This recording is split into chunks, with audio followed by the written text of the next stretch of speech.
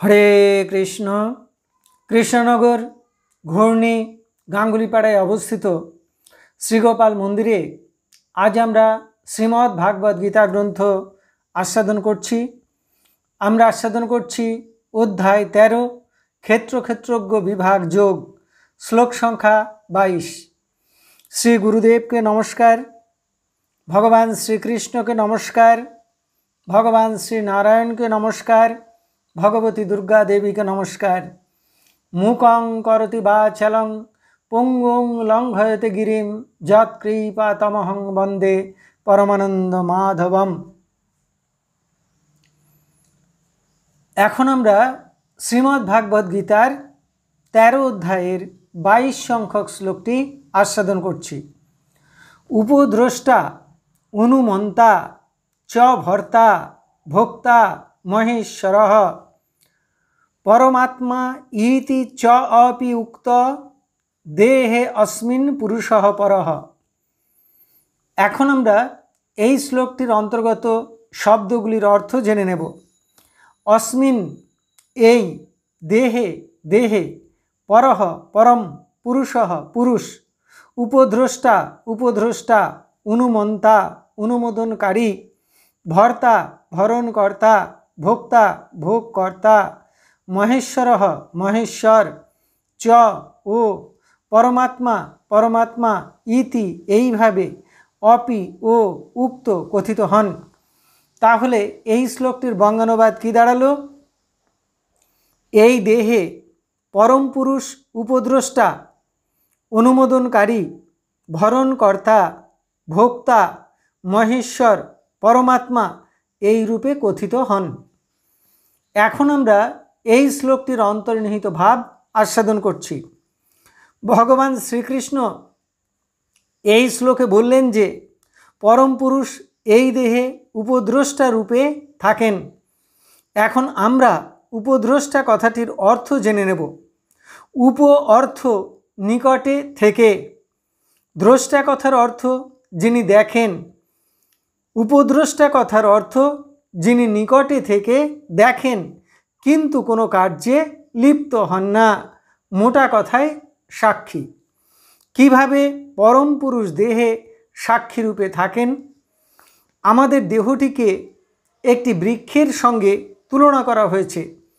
এই দেহ বৃক্ষে হৃদয় গুহায় দুটি পাখি বাস করে, জীবাত্মারূপ পাখি এবং পরমাত্মারূপ পাখি। জীবাত্মা নিচের ডালে আর পরমাত্মা উপরের ডালে বাস করেন। জীবাত্মা ভালো মন্দ কর্ম করে এবং তার ফল ভোগ করে। পরমাত্মা পাখি, জীবাত্মা পাখি কি করছে কি ভাবছে তা দেখেন, কিন্তু জীবাত্মার কোনো কাজে অংশগ্রহণ করেন না। পরমাত্মা সুখ দুঃখ ভোগ করেন না, তিনি সর্বদা পরমানন্দে মগ্ন। তাই পরমাত্মা বা পরম পুরুষ হলেন উপদ্রষ্টা। তিনি আমাদের হৃদয়ে থেকে জীবাত্মা কি করছে কি ভাবছে সব কিছু দেখেন, তিনি সাক্ষীর মতো থাকেন। ভগবান বললেন যে সেই পরমাত্মা বা পরম পুরুষ হলেন অনুমন্তা, অর্থাৎ অনুমোদন কর্তা। কেন বললেন? জীব ভালো মন্দ কর্ম করলে ভগবান তা অনুমোদন করেন। কেউ ভালো কর্ম করলে ভগবান বলেন বেশ তো করো, আবার কেউ খারাপ কর্ম করলেও ভগবান তাকে বাধা দান করেন না। ভগবান বললেন যে যে যা কর্ম করছো করো, কিন্তু তার ফল ভোগ করতে হবে প্রত্যেককে। পরমাত্মা প্রত্যেক জীবকে কর্মের এবং ভাবনার স্বাধীনতা দিয়েছেন। তাই জীব ভালো মন্দ যে কর্ম যে করে তাতেই ভগবানের অনুমোদন থাকে। ভগবান ভাবেন, হে জীব ভালো কর্ম করলে উত্তম জন্ম লাভ করবে, আমার সান্নিধ্য লাভ করবে, আবার আমার নিকটে ফিরে আসবে, নিজের চিন্ময় স্বরূপ উপলব্ধি করবে। আর মন্দ কর্ম করলে দুর্ভোগ ভুগতে হবে, কৃমি কীট গতি প্রাপ্ত হতে হবে। তবে হে জীব, তোমরা যে যা কর্মই করো না কেন তোমাদের সকলকে আমার মধ্যেই থাকতে হবে, আমার বাইরে কেউ যেতে পারবে না। শুধুমাত্র কর্মফল ভোগ করতে হবে। ভগবান বললেন যে তিনি ভর্তা অর্থাৎ ভরণকর্তা। এখন আমরা জানব ভরণকর্তা কথার অর্থ কি। দেখুন, আমাদের মন, বুদ্ধি, ইন্দ্রিয়, চিত্ত, দেহ সবই জড়বস্তু, আর আত্মা হলেন চেতন বস্তু, পরা প্রকৃতি।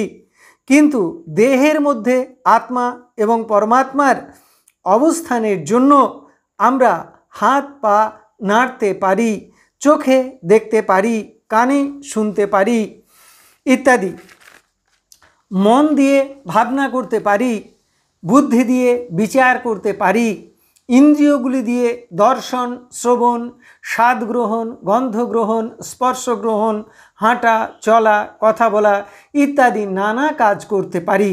অর্থাৎ ইন্দ্রিয়, মন, বুদ্ধি, দেহ জড়বস্তু হলেও চেতনশীল আত্মার মতো প্রতিভাত হয়। এটা হয় পরমাত্মার শক্তিতে।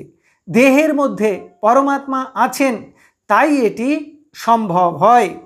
দেহের মধ্যে পরমাত্মা না থাকলে দেহে চোখ থাকলেও দেখা যায় না, কান থাকলেও শোনা যায় না, মুখ থাকলেও কথা বলা যায় না, হাত থাকলেও তা নাড়ানো যায় না।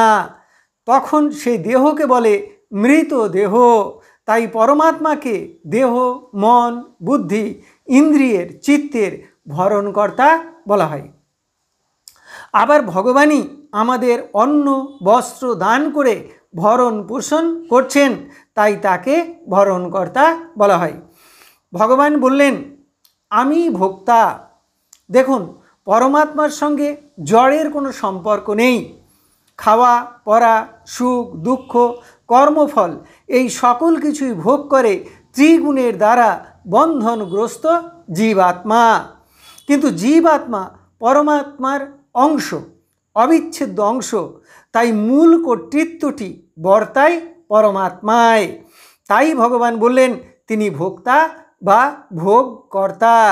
ভগবান সেই জন্য বলেছেন যখন আহার করবে মনে করবে ভগবান আমার হৃদয়ে থেকে তুমি আহার করছো। যখন হাঁটবে, নিদ্রা যাবে, মনে করবে ভগবান তুমি হাঁটছো, তুমি নিদ্রা যাচ্ছ। অর্থাৎ মূল কর্তা ভগবান বা পরমাত্মা। ভগবান বললেন যে আমি মহেশ্বর, অর্থাৎ আমি মহান ঈশ্বর। ঈশ্বর কথার অর্থ নিয়ন্ত্রণকর্তা। পরম ঈশ্বর অর্থাৎ ভগবান এই অনন্ত কোটি বিশ্ব ব্রহ্মাণ্ডের এবং জীব জগতের মূল নিয়ন্ত্রণকর্তা। আমার ইচ্ছাতেই সৃষ্টি, স্থিতি, প্রলয় কার্য সংঘটিত হচ্ছে। আমার ইচ্ছা ব্যতিরেকে কিছুই হয় না। তাই ভগবান বললেন যে আমি মহেশ্বর, মহান ঈশ্বর বা পরমেশ্বর। ভগবান বললেন যে আমি পরম পুরুষ এবং আমি পরমাত্মা, অর্থাৎ সর্বশ্রেষ্ঠ আত্মা। পরম মানে শ্রেষ্ঠ, শ্রেষ্ঠ সর্বশ্রেষ্ঠ আত্মা। জীব আমার ক্ষুদ্র ক্ষুদ্র অংশ, কিন্তু অবিচ্ছিন্ন অংশ। অর্থাৎ আমি হলাম সমষ্টি আত্মা বা পরমাত্মা। আমার থেকে শ্রেষ্ঠ বা আমার সমান আর কেউ নেই।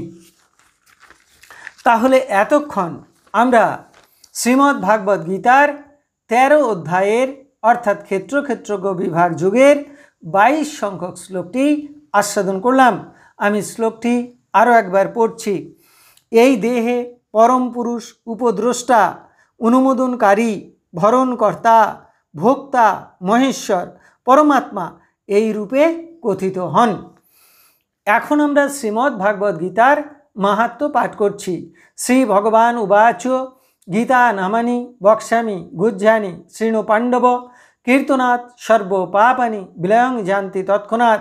গঙ্গা গীতা চ সাবিত্রী সীতা সত্তা পতিব্রতা ব্রহ্মাবলী ব্রহ্মবিদ্যা ত্রিসন্ধ্যা মুক্তিগেহিনী অর্ধমাত্রা চিদানন্দা ভবগ্নি ভ্রান্তি নাশিনী বেদত্রয়ী পরানন্দা তত্তার্থ জ্ঞান মঞ্জরি ইত্যেতানি জপে নিত্যং নর নিশ্চল মানসঃ জ্ঞান সিদ্ধিং লভে নিত্যং তথান্তে পরমম পদম।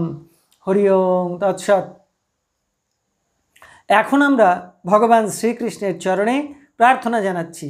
হে কৃষ্ণ কৃপা সিন্ধু, এই নাও তুমি আমার দেহ, এই নাও তুমি আমার মন, এই নাও তুমি আমার প্রাণ, এই নাও তুমি আমার আত্মা, এই নাও তুমি আমার জীবন যৌবন যথা সর্বস্ব।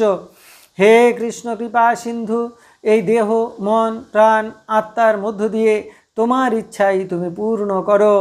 হে কৃষ্ণ কৃপা সিন্ধু, তুমি পিতা, তুমি মাতা, তুমি আমার পুত্র, তুমি আমার কন্যা, তুমি স্থাবর জঙ্গম কীট পতঙ্গ লতা পাতা, রূপে রূপে প্রতিরূপে তুমি বিরাজিত। তুমি ব্যতীত এই ত্রিভুবনে আর কিছু নেই। হে কৃষ্ণ কৃপা সিন্ধু, তোমার আতুল চরণে কোটি কোটি নমস্কার। পুনরায় তোমার আতুল চরণে কোটি কোটি নমস্কার। হে ভগবান, তোমার আতুল চরণে আমাদের শুদ্ধা ভক্তি দাও, ব্রহ্মজ্ঞান দাও, সকলের কল্যাণ করো, সকলের মঙ্গল করো। হরে কৃষ্ণ।